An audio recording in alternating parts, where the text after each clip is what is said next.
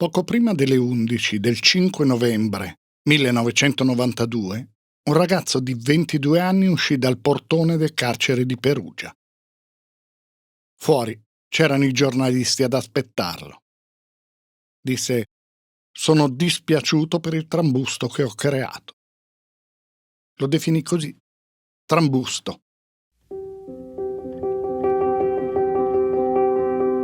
In carcere quel ragazzo era entrato quasi 2 settimane prima. Da Rodano, in provincia di Milano, aveva contattato la polizia, prima anonimamente, poi facendosi individuare. Si era autoaccusato di un omicidio, un delitto che aveva provocato una fortissima emozione in tutta Italia. L'assassinio, il 4 ottobre, di un bambino di 4 anni e mezzo, avvenuto a Maceratola di Foligno, un paese di poco più di 500 abitanti in provincia di Perugia. Quel ragazzo alla polizia aveva detto: «Sono stato io, sono io quello che cercate».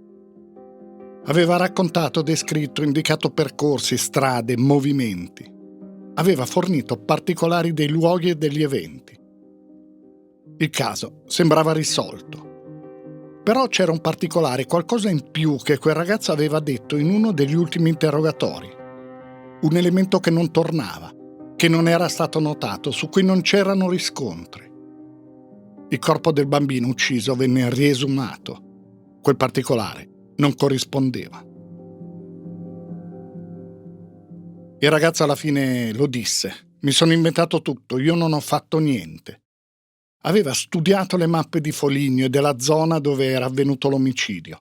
Aveva letto tutte le cronache, guardato decine di trasmissioni televisive. Si era preparato e poi aveva contattato la polizia. Aveva provocato quello che poi aveva definito trambusto.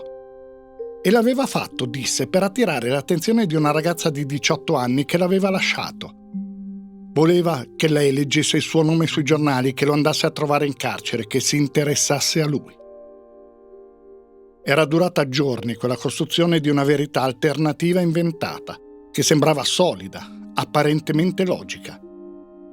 Giorni in cui le indagini si erano in pratica fermate, in cui nessuno aveva più cercato il vero autore di quel delitto. Lui, chi aveva realmente assassinato Simone Allegretti, aveva seguito tutta la vicenda in televisione e sui giornali. Dopo poco avrebbe ucciso ancora. Ci sono storie e delitti il cui movente è la stessa psiche dell'autore di quel delitto. È tutto lì, nelle sue pulsioni incontrollate, nel suo percorso di vita, nella sua patologia, se esiste una patologia. È il caso di questa vicenda, di ciò che avvenne a Foligno tra 4 ottobre 1992 e 7 agosto 1993. Furono assassinati Simone Allegretti, 4 anni e mezzo, e Lorenzo Paolucci, 13 anni. È una storia difficile, più di altre, come le sono tutte le storie che riguardano chi è più indifeso. Ma questa storia aiuta a capire come una vicenda prosegua nel tempo, molto a lungo, per chi ha subito dolori non assorbibili, a cui si deve rispetto, ma anche per le comunità, per la giustizia che deve coniugare pena e cura. Storie come questa pongono una domanda che comunque si ripresenta sempre, non ha una risposta univoca, certa. Chi commette atti come quelli che accaddero in Umbria è sempre recuperabile. E ancora, in base a che cosa si determina l'incapacità di intendere e di volere? E riscontrare patologie psichiche in una persona significa che quella persona è incapace di intendere e di volere? In realtà, come vedremo, non è così. E poi altre domande. Perché una persona totalmente estranea ai fatti si autoaccusa di un delitto? Che cosa lo porta a studiare come se si preparasse a un esame per poter essere credibile? Fu infine arrestata e processata una persona che non era mai stata sospettata. Una di quelle in cui si dice con una formula consueta fuori dai radar. Fu individuato perché dopo aver compiuto il secondo delitto lasciò una scia di sangue che conduceva esattamente alla casa dove viveva con i genitori. Si chiama Luigi Chiatti. Aveva allora 25 anni. Non fu apparentemente un processo difficile. Chiatti era reo confesso. Apparentemente però, appunto. perché molto contarono le diverse perizie psichiatriche, la necessità di appurare se l'autore di quegli omicidi fosse in grado di intendere e di volere, se fosse infermo di mente o semi-infermo, e che cosa significa questa distinzione. Su questo si concentrò molto del dibattito processuale, e cioè su ciò che dice l'articolo 85 del Codice Penale. Nessuno può essere punito per un fatto preveduto dalla legge come reato se al momento in cui lo ha commesso non era imputabile. È imputabile chi ha la capacità di intendere e di volere. La capacità di intendere è, in termini giuridici, l'attitudine della persona a percepire il significato del proprio comportamento, a comprendere il valore delle sue azioni all'interno del contesto sociale di riferimento. E la capacità di volere indica il potere di controllo sui propri impulsi e sui propri stimoli, di scegliere tra più alternative possibili, di esercitare in modo consapevole quella che viene definita volizione, e cioè l'atto della volontà. Questa capacità va valutata in merito al singolo atto compiuto e al momento in cui è stato compiuto. Una persona può essere ritenuta incapace di intendere e di volere rispetto a un atto compiuto e invece capace rispetto a un altro. È questo di cui si parlò nei processi a Luigi Chiatti. Ancora molti anni dopo i fatti, i giudici lo definirono a più riprese socialmente pericoloso. E vedremo che cosa questo significhi. E ancora oggi è su questo che si interrogano giudici, psichiatri e psicologi. È una storia questa in cui l'autore dei delitti sfidò inquirenti e polizia giudiziaria. Girava intorno a chi conduceva l'indagine, sfiorava le loro auto, sentendosi quasi invisibile. Li sfidò a trovarlo come se dicesse: prendetemi se ci riuscite. Scriveva lettere fatte ritrovare alla polizia e quando poi venne arrestato e confessò, mise se stesso al centro di tutto. Parlò di sé, dei suoi problemi, della sua vita. Disse negli interrogatori: il mio era un tentativo di sfuggire alla solitudine. Poi parlò di un suo piano assurdo che sarebbe stato all'origine di quello che poi fece. Quando uno psichiatra gli chiese se eventualmente uscito dal carcere avrebbe ucciso ancora, lui rispose: dipende. C'erano stati dei segnali evidenti. Ciò che fece quel giovane uomo arrivò alla fine di un percorso che, rivisto oggi, appare nitido, conseguenziale. Quei segnali furono forse sottovalutati, forse nascosti, da chi li percepiva quotidianamente.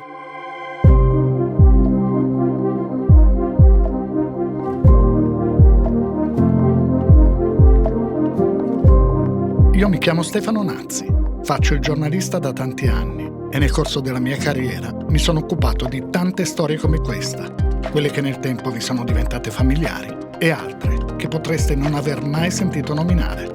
Storie di cronaca nera, di cronaca giudiziaria. Il podcast che state ascoltando si intitola Indagini ed è prodotto dal Post. Vi racconterò ogni mese, una volta al mese, una di queste storie, tentando di mostrare non tanto il fatto di cronaca in sé, il delitto in sé, bensì tutto quello che è successo dopo, il modo in cui si è cercato di ricostruire la verità, le indagini giudiziarie e i processi, con le loro iniziative, le loro intuizioni e i loro errori, il modo in cui le indagini hanno influenzato la reazione dei media e della società e il modo in cui i media e la società hanno influenzato le indagini.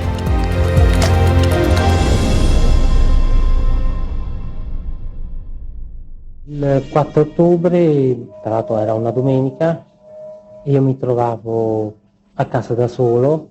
A quel punto è venuta in mente l'idea che avevo già maturato da 2 o 3 mesi prima di prendere un bambino da tenere nell'attesa che preparassi l'idea principale, che era quella di programmare poi una fuga che doveva essere una fuga da tutti i miei problemi e una vita nuova da ricominciare. Questa era la voce di Luigi Chiatti. Ricostruì in aula al processo che cosa aveva fatto il 4 ottobre 1992. Maceratolo è una frazione di Foligno, a 2 chilometri dal centro della città. Il 4 ottobre, domenica, nel primo pomeriggio, un bambino, Simone Allegretti, esce di casa come fa ogni giorno. È una casa di campagna. Prende la bicicletta e si allontana di poco, meno di 100 metri, per andare a giocare sotto un albero di noce. Raccoglie le noci, le usa come biglie. A un certo punto rientra in casa. Chiede un sacchetto per mettere le noci, poi esce di nuovo. La madre ogni tanto guarda fuori verso l'albero e lo vede. Alle 15:30 lo chiama, devono uscire. Il bambino non risponde. Lo cercano per un'ora, lei e i nonni. La bicicletta è lì, vicino all'albero di noce. Poi avvertono la polizia. Maceratola è piccola, poche case, una chiesa. C'è un fiume, il Topino. Vicino alla casa degli Allegretti l'acqua è alta meno di 20 centimetri. Le ricerche vanno avanti tutta la notte, lungo il fiume, in tutti i ruderi della zona, nei boschi, nei campi. Ancora senza esito a Foligno le ricerche di Simone Allegretti, il bambino di 4 anni scomparso da ieri pomeriggio. Viene escluso il sequestro a scopo di estorsione. Il padre di Simone, Franco Allegretti, è un benzinaio. La famiglia non ha certo disponibilità economiche tali da poter far pensare a un rapimento per denaro. Ed è esclusa anche una vendetta di qualsiasi tipo. Gli Allegretti non hanno mai avuto contrasti con nessuno. I giornali ipotizzano, come spesso accade in questi casi, che a rapire Simone Allegretti sia stato quello che viene chiamato un gruppo di zingari. Questo è il termine usato. Ma di campi nomadi nella zona non ce ne sono. È un'ipotesi solo giornalistica, che non ha nessun riscontro. Vengono sentiti tutti gli abitanti della zona. Qualcuno dice di aver visto passare un'auto di marca Volvo, ma non è sicuro. Il 6 ottobre, verso le 11 del mattino, arriva una telefonata alla polizia. È una telefonata muta, nessuno parla, però la chiamata non viene interrotta. È stata fatta da una cabina del telefono. Viene individuata, si trova a Foligno, vicino alla stazione ferroviaria. Per scrupolo, un agente di polizia va a controllare. Sotto la cornetta, appoggiato sopra l'apparecchio, c'è un foglio a quadretti. Ci sono alcune frasi scritte in stampatello. Perfetto, sembra che sia stato usato un normografo. In realtà non era così, lo si scoprì solo mesi dopo. Sul foglio c'era scritto: aiuto, aiutatemi per favore. Il 4 ottobre ho commesso un omicidio. Sono pentito ora, anche se non mi fermerò qui. Il corpo di Simone si trova vicino alla strada che collega Casale e Scopoli. È nudo e non ha l'orologio con cinturino nero e quadrante bianco. PS. Non cercate le impronte sul foglio, non sono stupido fino a questo punto. Ho usato dei guanti. Saluti, al prossimo omicidio. Firmato, il mostro.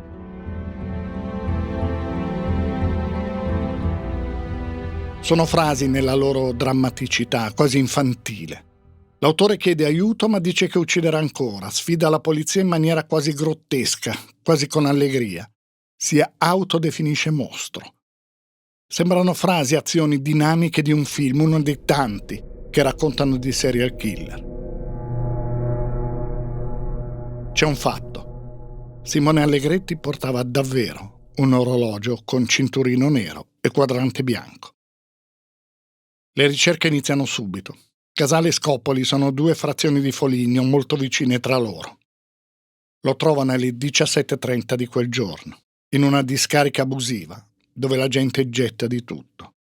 La vicenda del piccolo Simone Allegretti si è conclusa nel più tragico e agghiacciante dei modi. Il suo corpo senza vita è stato trovato nel primo pomeriggio di oggi in una zona montana vicino a Foligno, tra Scopoli e Casale. A indirizzare le ricerche nella zona del ritrovamento sarebbe stato un terrificante messaggio che era stato lasciato all'interno di una cabina telefonica in via Flavio Ottaviani a Foligno. Sono il mostro. Attenzione, il corpo privo di vita di Simone lo troverete tra Scopoli e Casale. Non daremo nessun particolare, ma il corpo di Simone Allegretti mostrava segni di violenza sessuale. Dal momento del suo ritrovamento si inizia a cercare quello che genericamente viene definito un maniaco. La notizia del ritrovamento del corpo crea una forte emozione in tutta Italia. Il Ministero dell'Interno invia da Roma investigatori e agenti che occupano un intero albergo alla periferia di Perugia, trasformato in quartier generale. Il centro operativo delle indagini è commissariato di Foligno. Arrivano a dare una mano anche uomini della SAM, la squadra antimostro, composta da poliziotti e carabinieri, istituita nel 1984 per indagare esclusivamente sui delitti del cosiddetto mostro di Firenze. Ricorda Alvaro Fiorucci, giornalista e scrittore, autore del libro Il cacciatore di bambini. C'era una paura terribile in quei giorni prima che venisse catturato il mostro di Foligno, e è stato preso perché non ha avuto il tempo di far scomparire le tracce del secondo delitto. C'era, dicevo, a Foligno una paura terribile. Non c'era più un bambino che uscisse per strada o nei parchi cittadini da solo, se non accompagnato da un qualche familiare. Soprattutto ci fu una grande vigilanza da parte dei nonni con questi bambini nei parchi. C'era paura, ma non solo a Foligno, c'era paura in tutta la regione dell'Umbria. C'era un soggetto che si era subito dopo il delitto autodefinito il mostro di Foligno, che minacciava e prometteva di colpire ancora.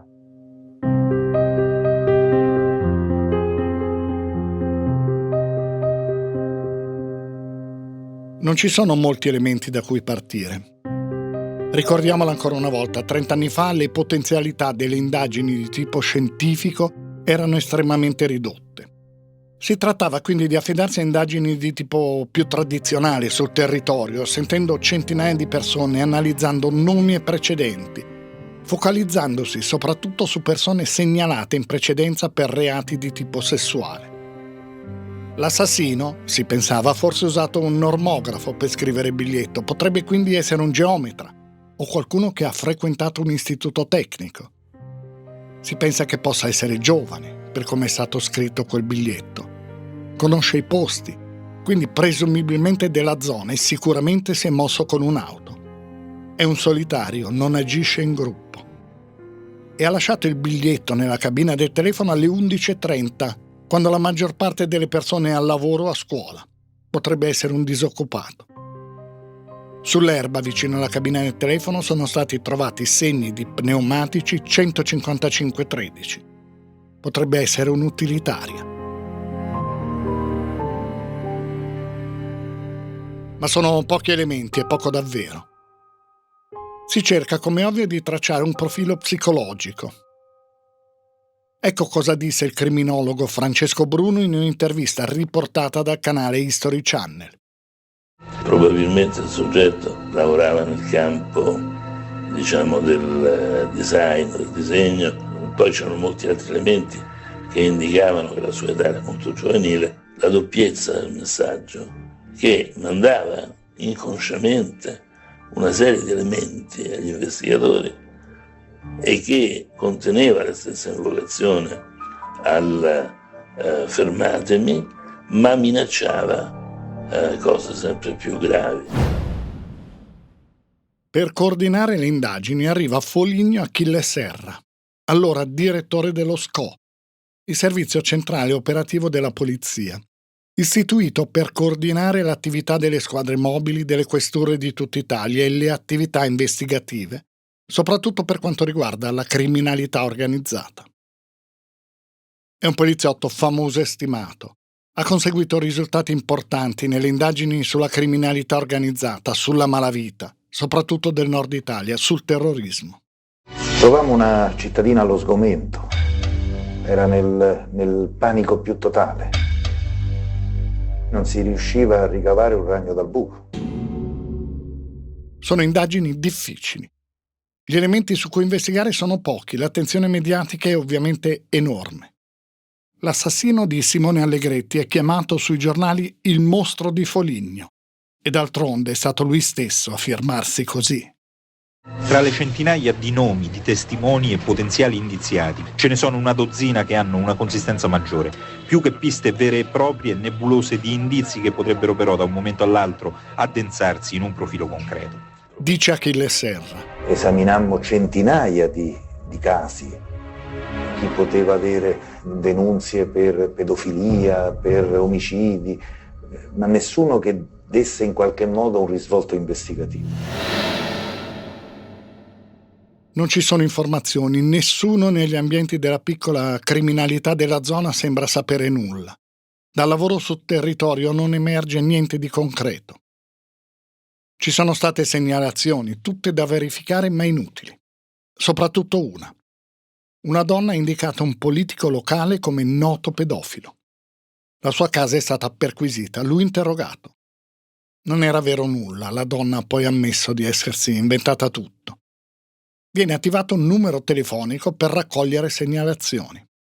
I giornali lo chiamano il numero antimostro. Arrivano centinaia di telefonate. Ne arriva uno in particolare. Il 13 ottobre, 9 giorni dopo l'omicidio. Risponde un poliziotto del commissariato di Foligno. È una voce giovane, dice di essere lui, dice esattamente così, il mostro di Foligno. Telefona altre 11 volte. Ripete sempre la stessa cosa. Le telefonate arrivano dalla provincia di Milano, dalla zona intorno a Gorgonzola. Chi telefona dà un appuntamento al poliziotto in un bar di Rodano, paese a meno di 20 minuti da Milano. I poliziotti ci vanno, lui non si fa vedere, però chiama il bar e chiede di quel poliziotto, quello di Foligno con cui aveva parlato. Il poliziotto è presente e prende la cornetta. L'uomo al telefono dice: ho cambiato idea, non se ne fa più niente. Però riprende a telefonare. Chiama la polizia e chiama anche la redazione del quotidiano Il Giorno. Dice che se ucciderà di nuovo, la colpa è proprio di quel poliziotto di Foligno che si è presentato all'appuntamento con i suoi colleghi. Le ultime chiamate arrivano da un'agenzia immobiliare di Rodano. È quella in cui lavora. Lui si chiama Stefano Spilotros, ha 22 anni. Il 17 ottobre lo vanno a prendere. Viene interrogato a Milano, poi portato a Perugia. Clamorosa e inaspettata svolta nelle indagini sull'omicidio del piccolo Simone Allegretti. Il presunto assassino sarebbe un giovane di 22 anni, residente nell'Interland milanese. Si chiama Stefano, lo vedete in queste immagini, 22 anni, impiegato in un'agenzia immobiliare. Più volte ha telefonato al numero verde messo a disposizione dagli uomini del servizio centrale operativo della polizia per raccogliere testimonianze e indicazioni utili al caso. Viene considerato credibile. Descrive perfettamente Foligno, dove ha fatto il militare. Parla del luogo del ritrovamento del corpo, dice che ha l'abitudine di scrivere in stampatello. Soprattutto fornisce una descrizione del tutto credibile sulle modalità dell'omicidio. Indica anche il tombino in cui ha buttato l'orologio di Simone Allegretti. Il tombino c'è davvero, è dove Spilotros ha indicato, ma l'orologio non c'è. C'è qualcosa che non torna, anzi molto che non torna. Ci sono testimoni che dicono che Spilotros il 4 ottobre era a Rodano, non poteva essere a Foligno. La sorella afferma che quel giorno, domenica, avevano mangiato tutti insieme in famiglia. Inoltre, quando gli hanno dato carta e penna perché descrivesse il luogo dove aveva commesso l'omicidio, non ha saputo dare nessuna indicazione. Comunque li credono. Ha in effetti riportato molti altri particolari, tutti esatti. Viene anche indetta una conferenza stampa. Però nel frattempo succede altro, che confonde ancora di più le cose.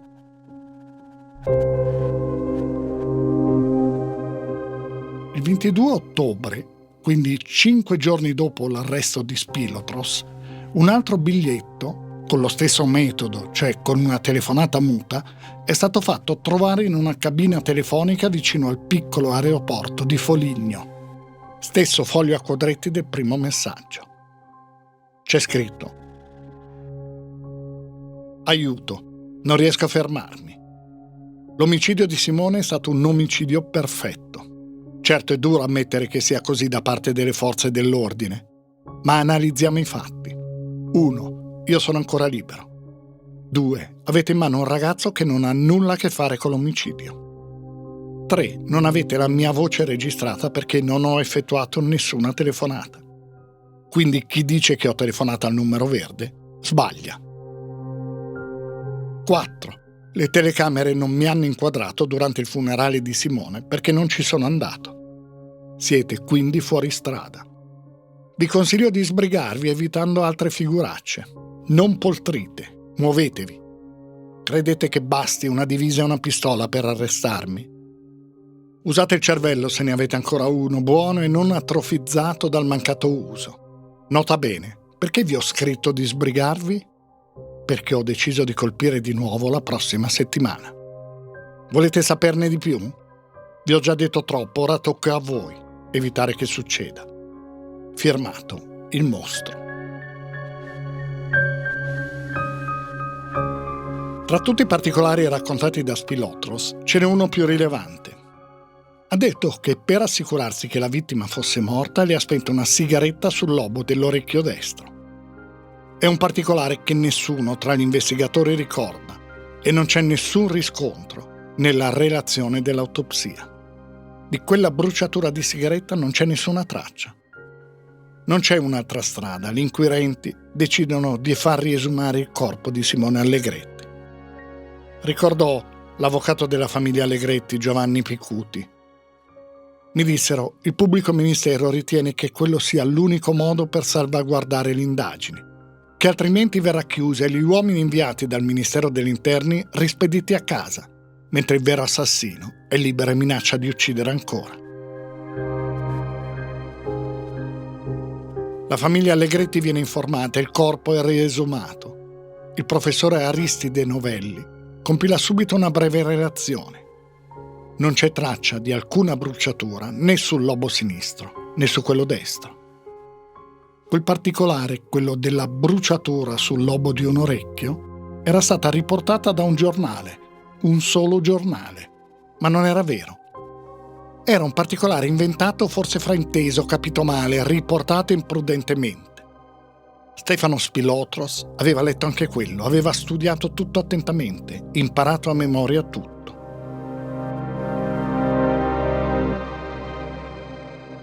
Dalle 10:45 di questa mattina Stefano Spilotros è in libertà.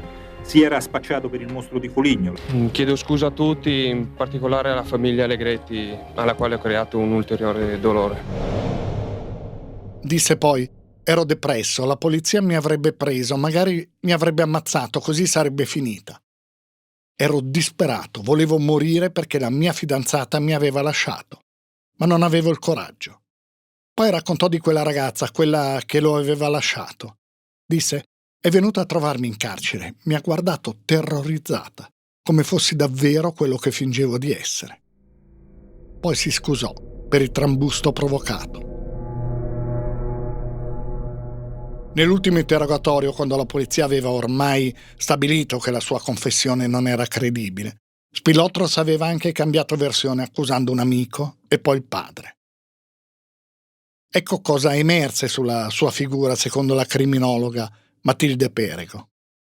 In realtà, anche secondo quello che comunque raccontano i suoi familiari, i suoi amici, Spilotros è una persona che ha sempre raccontato bugie e menzogne, ma anche futili, cioè raccontava di essere un campione di box che si doveva preparare per le Olimpiadi, quindi una serie di cose non necessariamente importanti, ma che secondo lui potevano in qualche modo attirare l'attenzione degli altri su di sé e quindi anche la loro ammirazione. Perché appunto lui si trovava in una condizione in realtà di solitudine sociale ed emotiva. Quindi è probabilmente in questo quadro psicologico che il soggetto si può trovare in una condizione di confusione, di disperazione, e quindi il fatto di autoaccusarsi è una bugia per lui, una bugia come un'altra, che semplicemente serve per attirare ancora più attenzione su di sé.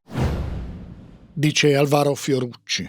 Ma Spilotros è stato un soggetto veramente o un genio del male o un'intelligenza finissima, perché lui è riuscito a far credere agli investigatori milanesi e ai magistrati e in parte anche agli inquirenti perugini che lui fosse il vero mostro di Foligno, e li convinse fornendo alcuni parametri che in un primo momento sembrava che li potesse conoscere solo che aveva fatto quel delitto. In realtà, come si è scoperto successivamente, aveva tutto letto nei giornali. Ricordo benissimo che tutti i telegiornali, il titolo era "Trovato il mostro di Foligno", invece non era il mostro di Foligno, perché poi, quando ritrattò tutto, disse: mi sono inventato tutto perché finendo sui giornali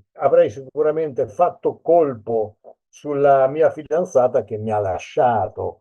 La sua fidanzata è stata anche disponibile con gli inquirenti, anche brava, perché è venuta in carcere, lo ha incontrato, probabilmente anche da questo incontro poi si è convinto a ritrattare tutto. Ricordò Achille Serra. Quando poi Spilotros si rivelò una bufala, fummo massacrati dalla stampa. Massacrati. Non succede più nulla fino all'8 aprile 1993. Nel frattempo gli uomini dello SCO, guidati da Achille Serra, sono tornati a Roma per seguire altri casi. Le indagini vanno avanti, ma a vuoto. Non c'è una pista valida, niente. Ci sono quei 2 fogli analizzati e interpretati. L'abbiamo detto, il linguaggio è quasi infantile, ma minaccioso. Una sorta di sfida. Sembra che l'autore si senta assolutamente sicuro. Valuta che fino a quel momento le indagini non lo hanno nemmeno sfiorato.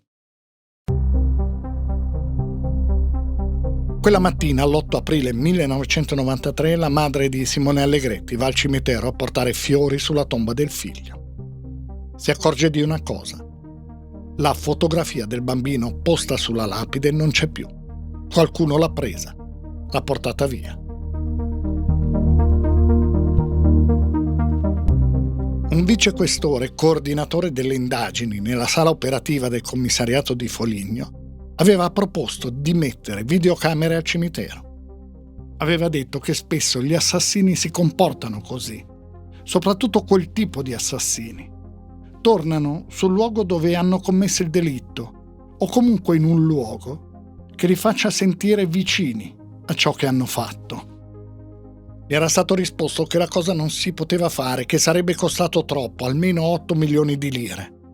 E poi erano già state filmate tutte le persone che avevano partecipato al funerale a Foligno e non era emerso nulla. Si era deciso di concentrarsi su altre strategie, come l'attivazione del numero verde, quello che poi aveva portato alla falsa confessione di Spilotros. Passano altri 4 mesi. Il 7 agosto 1993 un ragazzino di 13 anni, Lorenzo Paolucci, non arriva a casa all'orario concordato con i nonni, le 13, ora di pranzo. Lui è di Santa Maria, in provincia di Ascoli Piceno. I suoi sono venditori ambulanti. D'estate il ragazzo viene portato a Casale, dove vivono i nonni. Casale, meno di 1 chilometro dalla discarica abusiva dove è stato trovato il corpo di Simone Allegretti.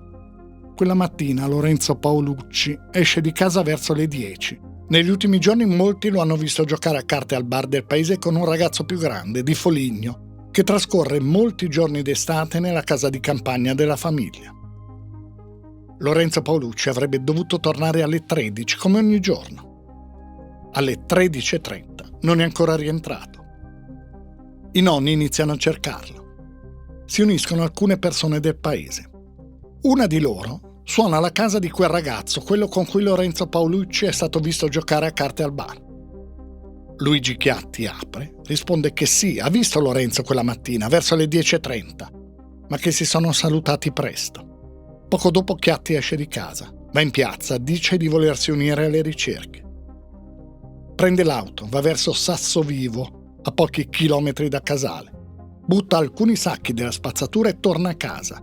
Ricomincia a fare quello che stava facendo, cioè cercare freneticamente di far sparire ogni traccia. Poco dopo tornano i suoi genitori, padre e madre adottivi. Luigi Chiatti era stato adottato quando aveva 7 anni.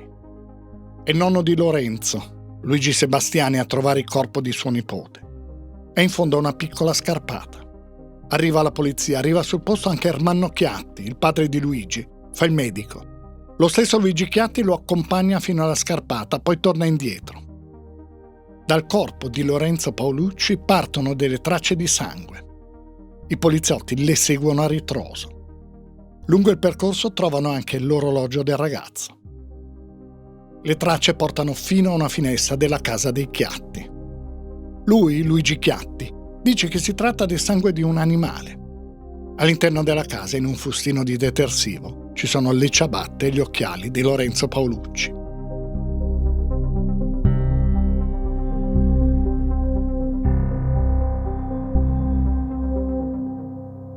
Luigi Chiatti viene portato in commissariato a Foligno. Durante il tragitto nell'auto della polizia dice e ripete: «Non sono stato io sono un bravo boy scout». Ricordò Nicola Cavaliere, capo della Criminal Pol del Lazio, che aveva partecipato alle indagini. In commissariato gli portammo un panino e un pezzo di dolce. Lui commentava il cibo come se fosse seduto a un ristorante. In casa sua la perquisizione continua. All'esterno vengono trovati, sotto un mucchietto di sassi, 12 floppy disk. Uno contiene un piano per rapire dei bambini e poi vivere con loro da qualche parte. È un piano schematico, preciso, dettagliato, studiato per vivere nascosto con dei bambini per 7 anni. Un tempo preciso, 7 anni. C'è anche il pennarello azzurro che sembra quello usato per scrivere i biglietti lasciati nelle cabine del telefono. E poi ci sono 2 scatole di proiettili e i disegni fatti da un bambino. In soffitta ci sono 5 scatole piuttosto grandi e 3 borsoni. Le scatole sono contrassegnate dalle lettere C, D, E, F, G. Sulla scatola C è scritto Pulizia Scarpe, deposito unico. All'interno ci sono spazzole, lucido da scarpe e stracci. Le scatole D, E, F, G sono uguali. C'è scritto bagno più doccia solare più asciugacapelli. Dentro ci sono fondaviaggio, saponette, una doccia a riscaldamento solare, lamette da barba usa e getta, dentifricio, crema da barba, dopo barba. Nelle 3 borse, una grigia, una nera, una verde, ci sono, oltre a pochi indumenti da adulto, vestiti da bambino. Biancheria, pantaloni, scarpe, maglioni, magliette, giubbotti. Tutto nuovo, ogni cosa estremamente ordinata. Luigi Chiatti disse poi durante gli interrogatori che scatole e borse non erano ancora sufficienti, che avrebbe dovuto completare tutto prima di fare quello che aveva intenzione di fare.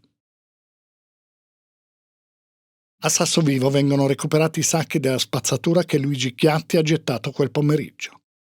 Ci sono vestiti, un paio di blue jeans con un fermaspiedo a 2 punti infilato nella tasca posteriore sinistra, una maglietta, un paio di calze, un orologio.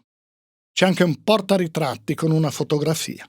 È quella di Simone Allegretti, quella rubata dalla sua lapide al cimitero.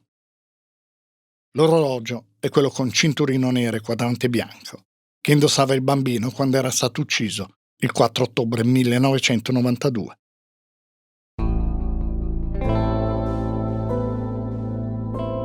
Il giorno dopo, l'8 agosto, al commissariato di Foligno, Luigi Chiatti viene interrogato. Mi chiamo Luigi Chiatti, sono nato a Narni il 27 febbraio 1968. Risiedo a Foligno, ho un diploma di geometra e sono attualmente disoccupato. Poi inizia a raccontare. Vado talvolta a Casale con i miei genitori a trascorrere il fine settimana. Ci sono andato anche sabato 31 luglio. Il lunedì successivo i miei genitori sono tornati a Foligno. Io ho preferito restare per evitare il caldo della città. Disse giorni dopo l'arresto il procuratore Fausto Cardella, che aveva indagato sul delitto di Simone Allegretti. Utilizzammo tutti i più sofisticati sistemi investigativi disponibili a quel tempo per cercare di venire a capo della vicenda nei tempi più brevi. Tuttavia, poiché ci rendevamo conto che con ogni probabilità l'indagine non sarebbe stata breve, impostammo anche una investigazione a lungo termine, ad ampio raggio, che procedesse parallelamente a quella che si sperava avrebbe dato frutti immediati, nel caso in cui questa fosse fallita. Con l'aiuto di alcuni psicologi, anche sulla base dei messaggi che pervenivano, tracciamo un ritratto morale dell'assassino. Età, livello di istruzione, estrazione sociale e così via. Isolammo un certo quantitativo di nomi, mi pare 1.000.000, corrispondenti a soggetti che potevano rispondere a quelle caratteristiche. Il tutto mentre continuavano a pervenire false segnalazioni di sciacalli e di mitomani, che non potevano essere trascurate. In un'indagine si perdono più tempo ed energia a seguire false piste che a trovare quelle buone, ma è un lavoro indispensabile. Apprendemmo dopo il secondo delitto, che tra quei nomi, tra quei 1.000, vi era anche quello dell'autore. Dominando l'inevitabile amarezza, devo stroncare subito ogni eventuale recriminazione.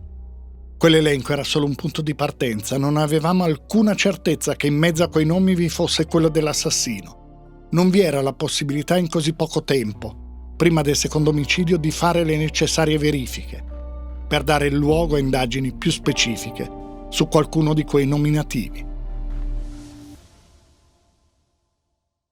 Disse il procuratore Michele Renzo. Ho cominciato a domandarmi se avessimo sbagliato qualcosa il pomeriggio dell'8 agosto 1993, mentre correvo da Perugia verso Casale, pieno di rabbia e tristezza per il secondo bambino ucciso. Io mi sono risposto quasi subito e distinto, dopo il primo interrogatorio di Luigi Chiatti. Non avremmo potuto fare nulla di diverso per salvare Lorenzo Paolucci. Certo, attorno a lui c'era un quadro circostanziale, consistente, i vestiti per bambini, i floppy disk, la foto trafugata al cimitero. In realtà però si trattava di cose che non lo facevano venire allo scoperto rispetto alle indagini, riti, manie, oggetti, ossessioni, che rimanevano dentro la sua soffitta e il suo computer. L'8 agosto, quando Luigi Chiatti inizia a rispondere alle domande, comincia un racconto che durerà giorni.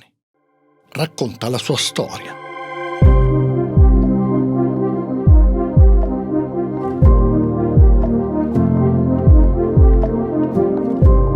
Avete ascoltato la prima parte della nuova storia di indagini sui delitti commessi da Luigi Chiatti. Trovate la seconda parte e tutte le altre storie sull'app del Post, su tutte le principali piattaforme di podcast e su YouTube. Indagini è un podcast del Post, scritto e raccontato da Stefano Nazzi.